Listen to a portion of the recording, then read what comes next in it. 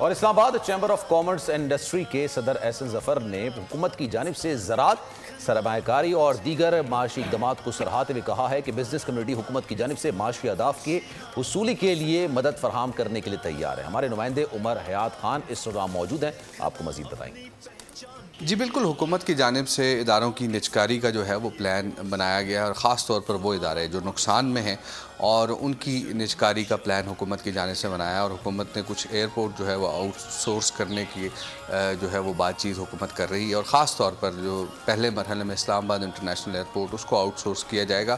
اور ایک تو یہ سب سے بڑا ایک مسئلہ ہے کہ کیسے ان کی نجکاری ہوگی، اور دوسرا جو ٹیکس نیٹ ہے اس میں اضافہ کیسے کیا جائے گا۔ ان سب پر بات کرنے کے لیے ہمارے ساتھ آج موجود ہیں اسلام آباد chamber of commerce and industry کے صدر احسن ظفر بختاوری صاحب۔ دیکھیں جی، میں تو یہ سمجھتا ہوں کہ جو پرائیویٹائزیشن ہے تمام وہ انسٹیٹیوشنز جو لاس میں ہیں، جس طرح سے پی آئی اے، پاکستان اسٹیل مل اور پاکستان ریلوے، اور اس کے علاوہ اور جتنے بھی اس طرح کے ہیں، ان سب کو جلد سے جلد پرائیویٹائز کرنا چاہیے۔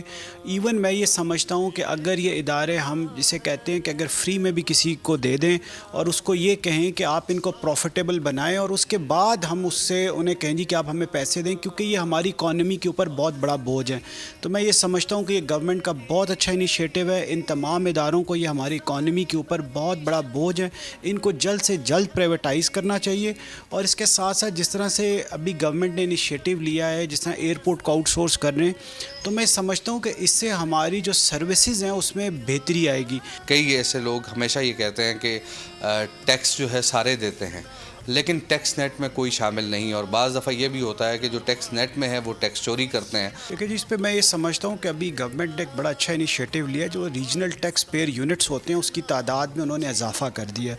تو میں یہ سمجھتا ہوں کہ ہر ضلع میں ریجنل ٹیکس آفس ہونا چاہیے، اور اس کے ساتھ ساتھ جتنے الیکٹریسٹی کے میٹرز ہیں ان کے اوپر اس کا جو این ٹی این نمبر ہے وہ مسٹ ہونا چاہیے۔ اور اگر ایک بندہ کوئی بزنس کر رہا ہے تو اس کو N T N registration compulsory ہونی چاہیے الیکٹریسٹی کے ساتھ، تو اس سے میں سمجھتا ہوں کہ ٹیکس بیس براڈن ہو سکتی ہے۔ اور میں یہ سمجھتا ہوں کہ جب تک ہمارے ملک میں پولیٹیکل اسٹیبلٹی نہیں آتی تو اکنامک اسٹیبلٹی نہیں آئے گی۔ ہمارے ساتھ موجود تھے اسلام آباد chamber of commerce and industry کے پریزیڈنٹ احسن ظفر بختاوری صاحب، اور انہوں نے جو سجیشنز دی ہیں ڈیفینیٹلی، اور خاص طور پر کیونکہ یہ بزنس کمیونٹی کو ریپریزنٹ کر رہے ہیں، اور ان کی سجیشنز۔ ٹھیک ہے عمر حیات، بہت شکریہ۔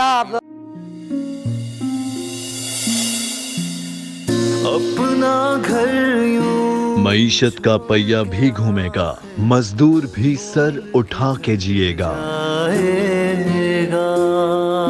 کھیتوں میں ہریالی لہرائے گی، کسان بھی خوشیاں سمیٹے گا، وقت گزر امید کے چراغ جلتے رہیں گے، مہنگائی سے بھی جان چھوٹے گی، فیصلے کی گھڑی، پاکستان جیتا ہے اور پاکستان ہی جیتے گا، بول بنے گا عوامی مسائل کی آواز، پڑیں گے کٹھن فیصلے، بات ہوگی مسائل کی لیکن حل کے ساتھ۔